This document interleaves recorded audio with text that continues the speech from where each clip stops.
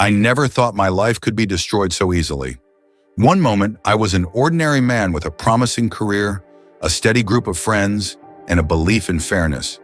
The next, I was branded a monster, a pariah, and left to watch everything I had built crumble around me, all because I rejected the wrong woman. Her name was Melissa. We met at a coffee shop where I often worked on my projects. She was charming, confident, and intelligent, the kind of woman who could draw people in with nothing more than a glance and a smile. She was beautiful, no doubt, but something about her made me uneasy. There was an intensity in her eyes, an eagerness that seemed almost too much, too fast. At first, I convinced myself I was overthinking things. We exchanged pleasantries, talked about books, music, and our dreams for the future. She was funny, engaging, and I enjoyed our conversations.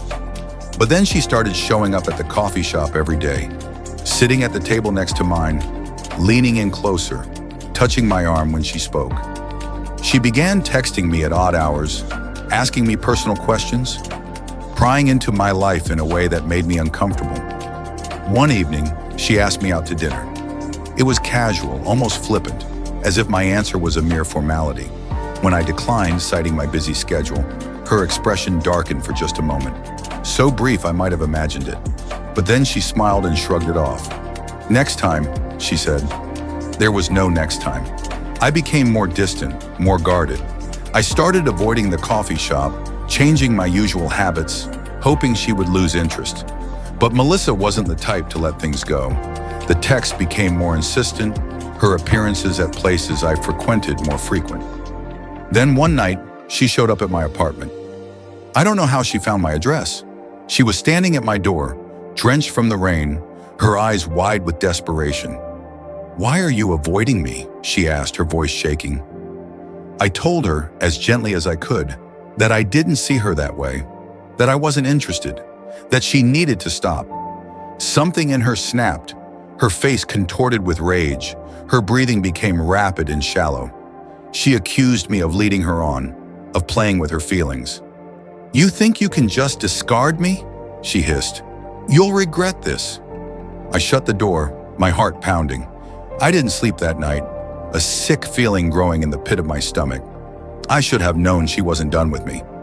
The next morning, my phone was buzzing with messages from friends, colleagues, even strangers. My social media was flooded with accusations, vile messages, threats. Then I saw it, the post she had made, detailing a horrific story of how I had assaulted her. My world came crashing down in an instant. People I had known for years turned against me. My boss called me into his office, his expression grave. There was an investigation, a suspension. My name was plastered on news articles, shared by people who had never met me but were eager to judge.